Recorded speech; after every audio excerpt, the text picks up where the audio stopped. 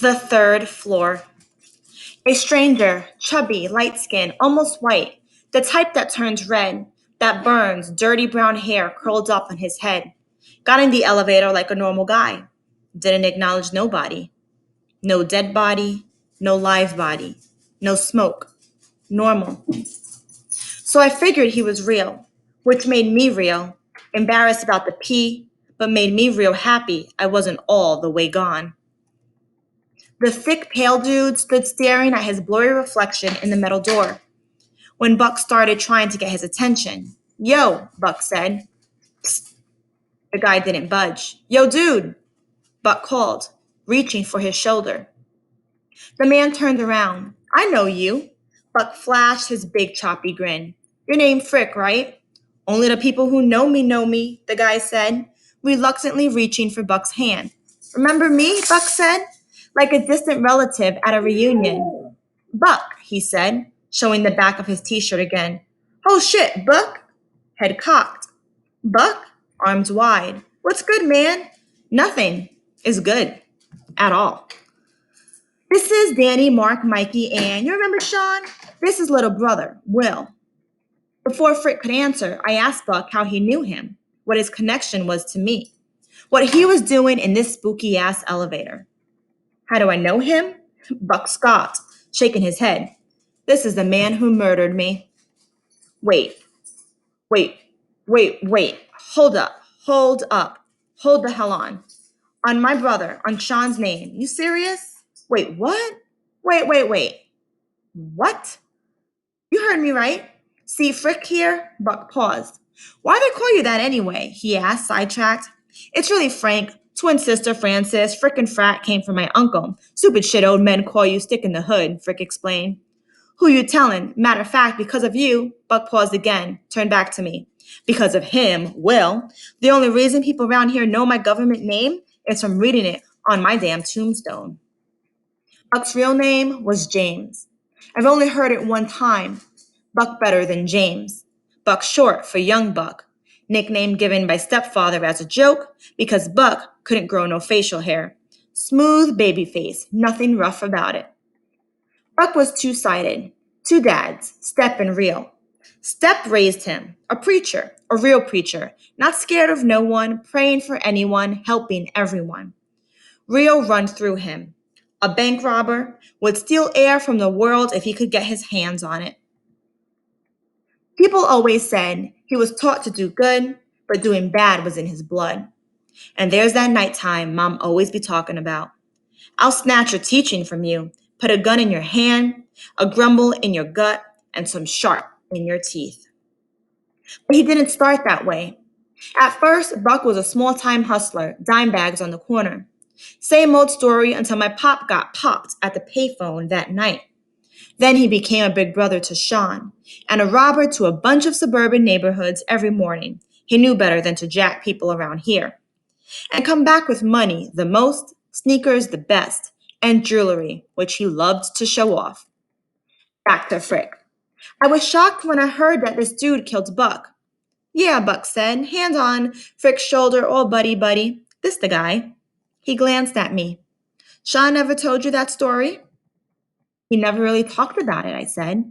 "Sean just said you were shot and that he knew who did it." I explained, remembering that time. Sean faced a candle, melted wax, flame flickering out.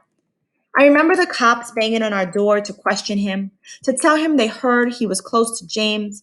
That was the one time I heard Buck's real name. And to ask him if he knew who might have done it, killed him, shot him, twice, in the stomach, in the street. Sean ain't say nothing to the cops, to no one, just locked himself in his room for hours. And the next day I caught him, sitting on his bed, pushing bullets into gun clip. "Well, let me tell you," Buck said. "We were hanging out at the court, sharing a bottle of something cheap and strong, just before it went down," Buck said. "Sean was telling me how he had gotten into a little scuffle, nothing major, with one of the dudes from the Dark Sons," Buck said. "Said he had to get your mother some kind of soap she uses that he could only get from the store down by where they hang out." A dumb thing to say would have been to tell Buck how important that soap was, that it stopped Mom from scraping loose a river of wounds. But instead, I just said, Riggs. I'm not sure what his name is, Buck said. Said Sean said he was going to the store when the dude, Riggs, ran up on him talking all this shit. Said it was nothing serious, just popping off at the mouth about how he was a dark son and how Sean ain't belong around there. Said Sean was in his feelings all huff huff, explaining to Buck how he had grown up with the kid and now the kid was brand new. Buck said he told Sean to let it roll off, but he couldn't because that's just how he was. All emotional, all the time, Buck said. While he's going on about this dude, I'm trying to show him this chain I just got from some kid out in the burbs. Didn't even snatch it. I just growled a little bit and asked for it, and the sucker just took it right off and handed it to me. Ain't even snatch it, Buck said, thinking back on that day like he still couldn't believe it. But what does that have to do with my brother and this guy? I said, pointing to Frick. Hold on, I'm getting to that. So because Sean was tripping so hard about this dude, I gave him the gold chain, Buck said, proud. A gift, his first one. Then Sean left the basketball court. And that's when I came, Frick chimed in, a big smile on his face, like he had just won some kind of award. How to become a dark sun. 1. Turf. 9 blocks from where I live. 2. The Shining. A cigarette burn under the right eye. 3. Dark deed. Robbing someone, beating someone, or the worst, killing someone.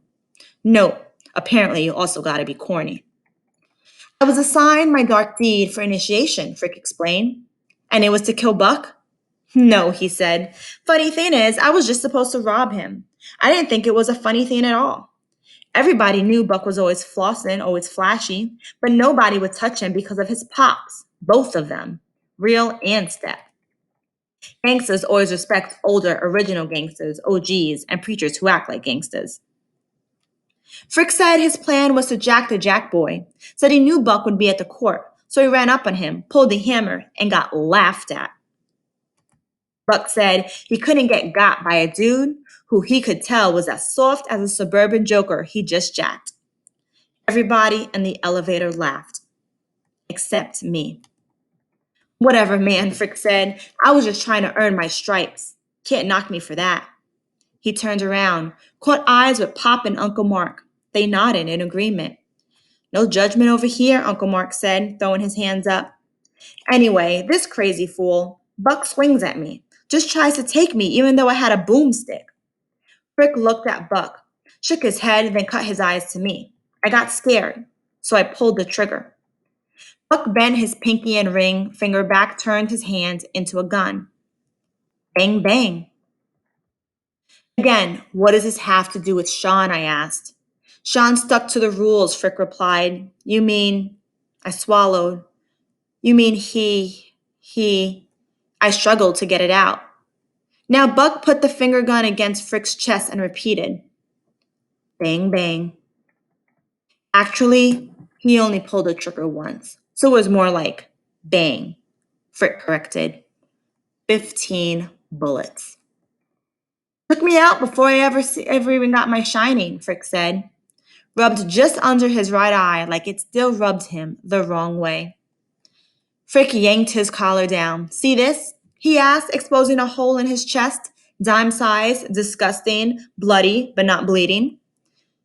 Your father's fingerprints are in there somewhere, Buck had replied before I had a chance. And I bet it's his middle finger. When the joke was over, I asked how Sean could have known Frick was the guy who killed Buck. Buck said there was only one other person at the court that night, always there all the time. A young kid running back and forth trying to dunk, not shoot.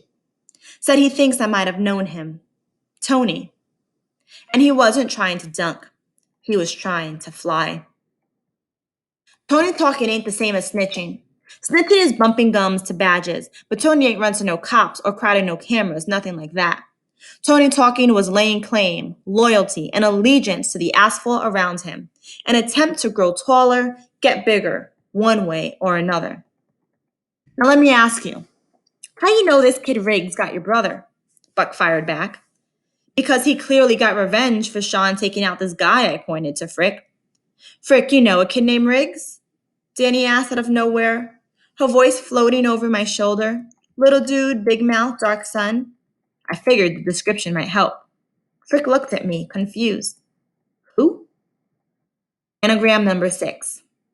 I wish I knew an anagram for poser. Frick looked at me like I was crazy, shrugged his shoulders, and turned around and faced the door. Couldn't see his reflection.